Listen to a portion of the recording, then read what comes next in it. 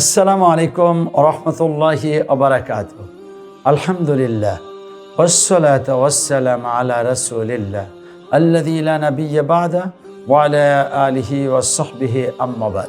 সুপ্রিয় দর্শক, নগদ ইসলামিক হজ প্রশিক্ষণ এই আয়োজনে সকলকে জানাচ্ছি আন্তরিক মোবারকবাদ। দেখতে দেখতে আমরা অনেকগুলো জায়গায় পৌঁছে গিয়েছি। আজকে আমরা সচিত্র প্রতিবেদনে দেখব যে আসলে বায়তুল্লাহ কেন্দ্রিক হজ করতে হয়, এর সাথে আরও যে সমস্ত ঐতিহাসিক স্থানসমূহ রিলেটেড সেই জায়গাগুলো দেখব এবং হজকে বুঝব। আসুন দেখার চেষ্টা করি। এখন আমরা দেখতে পাচ্ছি খানায়ে কাবা। আল্লাহ বলছেন ওয়ালিয়াত্তাওয়াফু বিল বাইতিল আতীক, তারা যেন পুরাতন ঘরকে তাওয়াফ করে। এবং আল্লাহ সুবহানাহু ওয়া তাআলা এটাও বলেছেন ইন্না আউওয়ালা বাইতিন ওয়াদিয়া লিন-নাস, নিঃসন্দেহে মানুষের জন্য এই পৃথিবীতে সর্বপ্রথম যে ঘর স্থাপন করেছেন আল্লাহ পাক নিজেই, তা হলো এই ঘর। এই হলো সেই কাবা শরীফ আমরা দেখতে পাচ্ছি। আর এই কাবা শরীফেরই আরও বিভিন্ন অংশে অনেক কিছু রয়েছে। এখন আমরা কালো যে দেখতে পাচ্ছি এটা হলো কাবার গিলাফ, আর উপরে যে ডিজাইন দেখতে পাচ্ছি এটা হলো ক্যালিওগ্রাফিতে আল্লাহ পাকের নামসমূহ এবং কোরআনের বিভিন্ন আয়াতসমূহ লেখা রয়েছে। এবং উপরে যে দেখতে পাচ্ছি তাও কাবার গিলাফ। বলা বাহুল্য যে এই কাবার গিলাফটি তৈরি করার জন্য একটি ফ্যাক্টরি আছে এবং এই ফ্যাক্টরিতে ৩৬,০০০ লেবার, কর্মকর্তা, কর্মচারী সারাটি বছর এই গ্লাভ তৈরি করার কাজ করেন। এবং কাবা শরীফের এই যে ডান পাশে বিশাল করে আমরা দেখতে পাচ্ছি, একইভাবে এই পাশে দেখতে পাচ্ছি আমরা ঘরের মধ্যে ডিজাইন করা, আসলে এটা মসজিদ। এর নামই হলো মসজিদে হারাম। তার মানে কাবা শরীফের এক সাইড থেকে এই বস্তুটি আনা হয়েছে, এই জন্য আমরা দেখতে পাচ্ছি মসজিদে হারামের একাংশ। এইভাবে কিন্তু বায়তুল্লাহর চারিপাশ দিয়ে ঘুরে কাবা শরীফের চারিদিকেই মসজিদে হারাম রয়েছে। এখানে আমরা দুটি মিনার দেখতে পাচ্ছি। ওই পাশ দিয়ে দারাত তাওহীদ এই প্রাসাদটির একটা অংশ দেখতে পাচ্ছি। এখানে যা দেখতে পাচ্ছি হাজিগণদের ভিড়, অর্থাৎ বায়তুল্লাহকে তাওয়াফ করার জন্য এই সময় হাজিদের বিশাল একটি সমারোহ। এইভাবেই বায়তুল্লাহ, এই বায়তুল্লাহকে ঘিরে রয়েছে আমাদের জন্য আরও অনেক কিছু। পর্যায়ক্রমে সে সমস্ত বস্তুগুলো দেখতে পাবো। আল্লাহ সুবহানাহু ওয়া তাআলা বলছেন ফিহি আয়াতুম বাইয়িনাতুম মাকাম ইব্রাহিম ওয়া মান দাখালাহু কানা আমিনা। এখানে এখন আমরা দেখতে পাচ্ছি হাতিমে কাবা, তার মানে বায়তুল্লাহ শরীফের একটা অংশে এই যে এইভাবে দেখা যাচ্ছে, আবার এখানে একটু ফাঁকা। এর অর্থ হলো যে কাবা শরীফ পুনর্নির্মাণের সময় কুরাইশগণ যখন টাকা জোগাড় করতেছিল এবং হালাল টাকা দিয়ে করতে হবে, তখন তাদের টাকার শর্ট পড়ে গেল। তখন মূল ভিত্তি থেকে এতটুকু বাহিরে রেখে কাবা শরীফকে ছোট করে তারা তৈরি করেছিল। এখনও ছোট আকারে আছে। আর এই অংশটা একটা আমাদের বুক সমান পর্যন্ত ওয়াল করা আছে।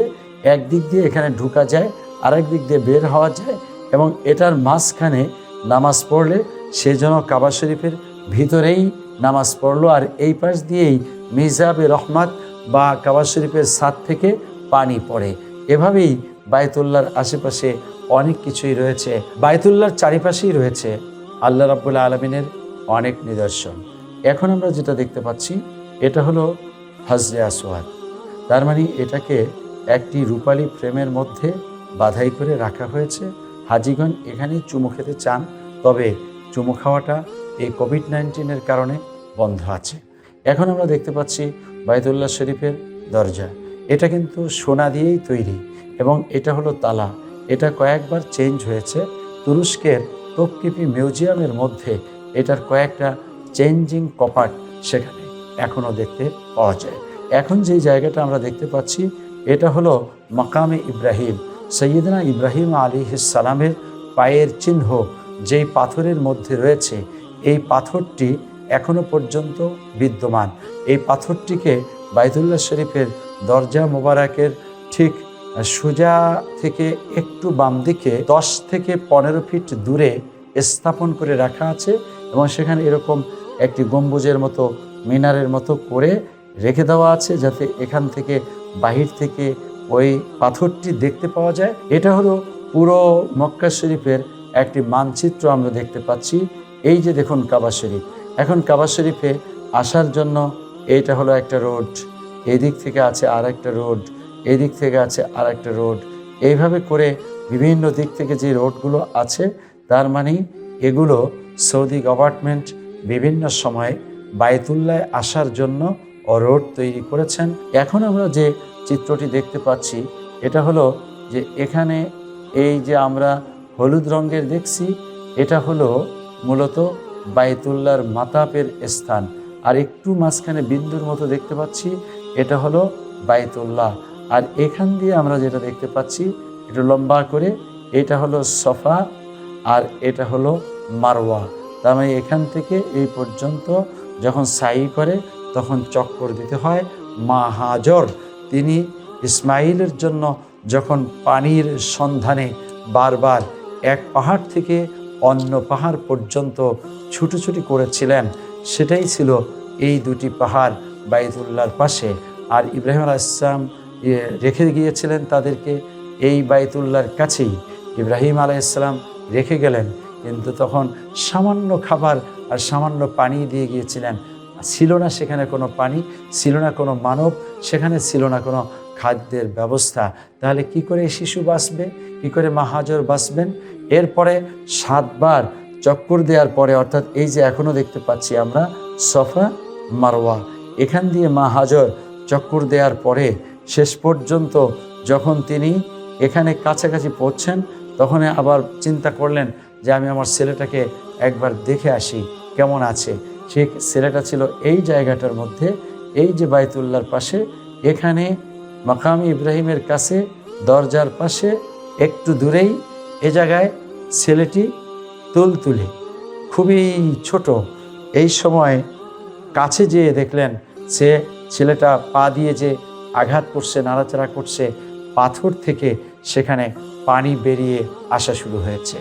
তখন পানি স্বচ্ছ এবং ঝকঝকে এই পানি আসছে, আর সেই পানিকে মা হাজর চারিদিক দিয়ে পাথর দিয়ে বাদ দিয়ে বলতে থাকলেন, জম জম, থামো থামো। এই পানি যে চারিদিক থেকে থামলো, কিন্তু নিচে এত পানি জমা হলো, সেই থেকে এ পর্যন্ত লক্ষ লক্ষ কোটি কোটি বনি আদম এই পানি খাচ্ছেন, এই পানি নিচ্ছেন। ট্যাঙ্ক ভর্তি করে, লরি ভর্তি করে আরব সমাজের সব জায়গায় পানি পৌঁছে যাচ্ছে। আটলান্টিক মহাসাগরের পানিও যদি এভাবে নেওয়া হতো, পানি ফুরিয়ে যেত, কিন্তু ঝমঝমের পানি 1 তিল পরিমাণ কমেনি। সুবহানাল্লাহ। ভিটামিন এ থেকে জেড পর্যন্ত সমস্ত পদার্থ এই পানির ভিতরে আছে। এই পানির ভিতরে পৃথিবীর মানুষের সকল কল্যাণ রয়েছে। এই পানি দাঁড়িয়ে দাঁড়িয়ে খেতে হয়, আর এই দোয়া পড়তে হয়, আল্লাহুম্মা ইন্নী আসআলুকা ইলমান নাফিয়া ওয়া রিজকান ওয়াসিয়া ওয়া শিফাআম মিন কুল্লি দাইন। হে আল্লাহ, তুমি কল্যাণকর এলেম দাও, প্রশস্ত রিজিক দাও, আর সমস্ত রোগ থেকে মুক্ত করে দাও। এই হলো সেই ঝমঝম। এরপরে এখন যে চিত্রটি আমরা দেখতে পাচ্ছি, এ হলো মিনা। এই যে দেখুন, শুধু তাঁবু তাঁবু তাঁবু দেখা যাচ্ছে। মিনার বিশাল এরিয়া জুড়ে স্বাভাবিক অবস্থায় 40-45 লক্ষ হাজি যখন একত্রিত হয়, মিনায় কিন্তু সবাই অবস্থান নিতে হয়। এই হলো সেই মিনার তাঁবু সমূহ। এভাবে করে আমরা বাইতুল্লাহর আশেপাশে অনেক কিছুই দেখতে পাবো। এগুলোই হলো আল্লাহ পাকের নিদর্শন। এই মিনাতেই হজরত ইসমাইলকে নিয়ে যাওয়া হয়েছিল এবং শয়তান ধোঁকা দিয়েছিল, এবং 3 বার হজরতে ইব্রাহিম আলাইহিস সালাম পাথর নিক্ষেপ করে শয়তান তাড়ালেন, আর ইসমাইল আলাইহিস সালামকে তিনি জবেহ করলেন। আর আল্লাহ পাক শেষ পর্যন্ত বেহেশতের দুম্বাকে জবেহ করিয়ে পৃথিবীর মানুষের জন্য কোরবানির ব্যবস্থা করে দিলেন। এখন দেখতে পাচ্ছি এই যে একটি চূড়া, এই চূড়া হলো জাবালে রহমাতের চূড়ায় একটি স্তম্ভ। আর চারিদিকে দেখুন মানুষ, তার মানে হাজিগণ, এই চূড়ায় যে ইবাদত করা কোনো জরুরি কিছু না, এর কোনো জায়গায় ইবাদত করা জরুরি কিছু না। দেখতে যাচ্ছেন, ঠিক আছে। রাসূল সাল্লাল্লাহু আলাইহি ওয়াসাল্লাম বিদায় হজ্জের ভাষণ এখান থেকে দেননি, তিনি মসজিদে নামেরার পাশে কাসুয়া নামক একটি উষ্ট্রির পিঠে বসে ঐতিহাসিক ভাষণ দিয়েছিলেন। অতএব আমাদের এই চূড়ার ব্যাপারটিতে শুধু এতটুকু বলা যায় যে আরাফাতের মাঝে একটি পাহাড় রয়েছে, এক প্রান্তে এই পাহাড়টি দেখতে যাচ্ছে মানুষ, এতটুকু নেই শুধু। এখন আমরা যেটা দেখতে পাচ্ছি, ইকরা বিসমি রাব্বিকাল্লাযী খলাক, খলাকাল ইনসানা মিন আলাক, এই লেখাটা হলো গারে হেরা, যেখানে রাসূল সাল্লাল্লাহু আলাইহি ওয়াসাল্লাম দীর্ঘদিন পর্যন্ত উম্মতের জন্য গবেষণা করেছিলেন আর নবুয়ত প্রাপ্ত হয়েছিলেন। ঠিক সেই জায়গায় এখন মানুষেরা লিখে রেখেছে ইকরা বিসমি রাব্বিকাল্লাযী খলাক।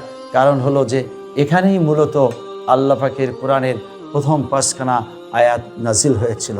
আমরা যারা মক্কায় যাব, আমরা যারা হজ্জে যাব, আমরা এই সমস্ত ঐতিহাসিক স্থান দেখতে পারলে দেখব, না দেখতে পারলে এটা কোনো ফরজ ওয়াজিব কিছু নয়।